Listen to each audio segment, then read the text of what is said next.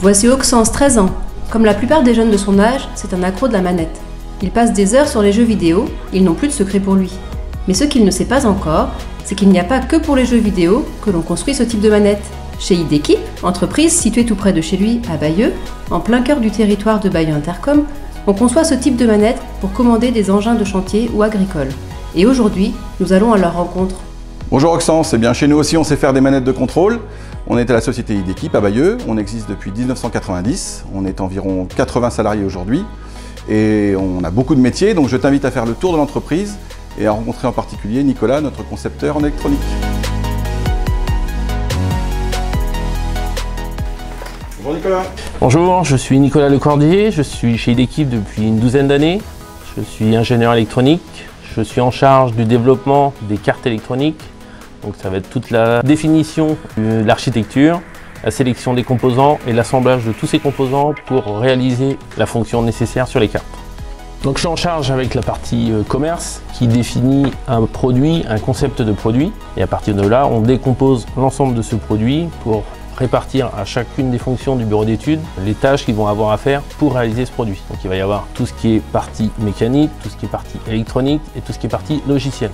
Notre objectif, c'est que chacun travaille sur ces parties pour qu'à la fin, on puisse réunir l'ensemble du produit et réaliser la fonction du client. Le travail dans un bureau d'études dépend beaucoup de la taille de l'entreprise.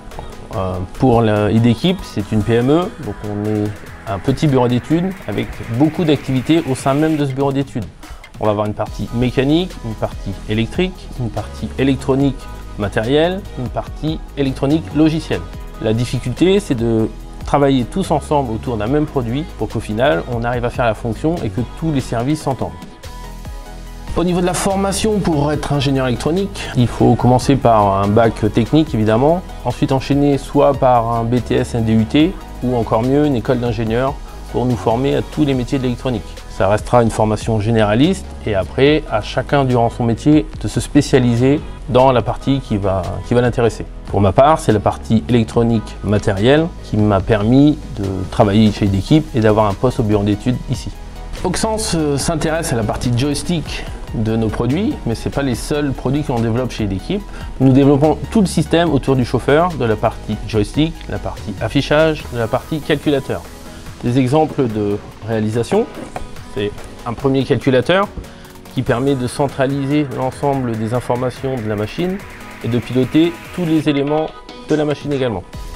Nous avons également différents types d'écrans, alors de petite taille comme celui-ci à des écrans beaucoup plus conséquents. Dans un bureau d'études comme le nôtre, il n'y a pas vraiment de journée type. Chaque jour, on doit répondre aux besoins du client, aux besoins des collègues, aux besoins de l'entreprise dans différentes missions. Ça va être du support, ça va être de l'explication, ça va être la recherche de solutions. Donc c'est vraiment très varié et très intéressant.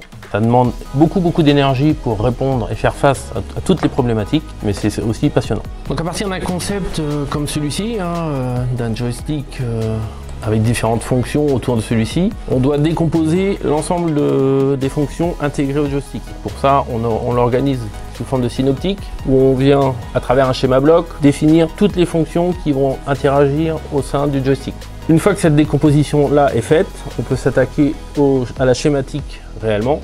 Donc ça va être la sélection des composants, plus tout le raccordement de ces composants pour réaliser les fonctions, les sous-fonctions de chaque bloc du synoptique.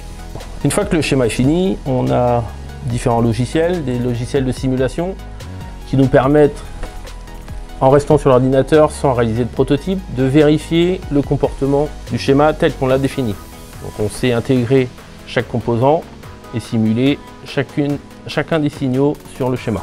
Une fois qu'on a fini notre schéma, qu'on a validé le fonctionnement de toutes les fonctions, on peut passer à la partie réalisation du circuit imprimé. Donc le circuit imprimé, c'est la carte qui va accueillir tous les composants et qui va faire le raccordement selon le schéma qu'on a défini. Donc pour ça, on a un logiciel qui permet à la fois de placer tous les composants et de réaliser toutes les liaisons sur chaque contact des composants.